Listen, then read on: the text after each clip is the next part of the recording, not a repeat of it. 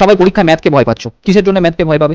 ম্যাথে তো অজানা কিছু নেই, সবই জানা জিনিস, মানে তোমার জানার মধ্যে থেকেই প্রশ্ন আসছে, এমন নয় যে out of the box question কোনো আসছে, এমনটা নয়। অতএব তোমার জানা জায়গাগুলোকে স্ট্রং করলেই হবে। চলো এই কোশ্চেনটা দেখা যাক। দ্বিঘাত সমীকরণ 5x² + 13x + k = 0, বীজগুলি এর বীজগুলি যদি একে অপরের অনির্ণক হয় তাহলে কে এর মান কত? তাহলে এটা দেখো, এটা আমরা যদি ক্লাস 9-10-এ ফিরে যাই, ক্লাস 9-10-এর অঙ্ক, এটা একদমই দ্বিঘাত সমীকরণের অঙ্ক, খুবই সহজ। আমি যদি থিওরিটা জেনে থাকি তাহলে আমার কাছে এই অঙ্কটা করা কোনো ব্যাপারই নয়। এই যে দ্বিঘাত সমীকরণটা দেওয়া হয়েছে, আমরা সবাই জানি যে কোনো দ্বিঘাত সমীকরণ ax² + bx + c যদি এই ফরম্যাটে থাকে, এটা = 0। এই দ্বিঘাত সমীকরণের দুটো বীজ যদি একটা হয় আলফা আর একটা হয় বিটা, তাহলে অলওয়েজ আলফা আর বিটার গুণফল, এদের গুণফল কি হবে? এদের গুণফল হবে এই c আর a, c/a এর সাথে ইকুয়াল।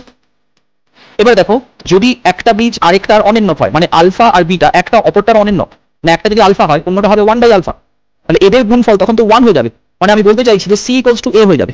তাহলে যখনই এই ধরনের অনির্ণকের প্রশ্ন পাচ্ছ, একদম চোখ বন্ধ করে তোমরা কি করবে, যে এই যে কেটা আছে আর এই যে 5টা আছে, এই দুটো ইকুয়াল হবে, তার মানে k = 5 হবে। তো এইটা আমাদের পড়ারই তো দরকার ছিল না, এটা পড়ারই দরকার ছিল না, k আর 5 কিন্তু সেম হবে যখনই অনির্ণক আসবে। তো এই তো জিনিস, জানা জিনিসকে হারালো করতে হবে, আর তো কিছু না।